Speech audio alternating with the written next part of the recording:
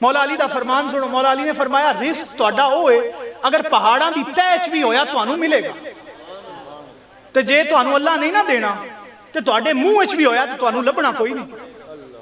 اسی لوگاں کولوں عزت منگنے ہاں، اور فلاں بندے دی خوشامد کیتی عزت دے گا، فلاں چودھری دی خوشامد کیتی عزت دے گا.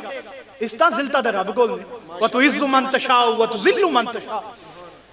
میرے نبی علیہ السلام کو نوجوان صحابہ نے، نوجوان صحابہ نال میرے نبی علیہ السلام مخاطب نے اور فرماندے نے اے صحابہ اے جڑی میں گل دس رہا پلے بنیا ہے تو انہوں انشاءاللہ فائدہ دے گی.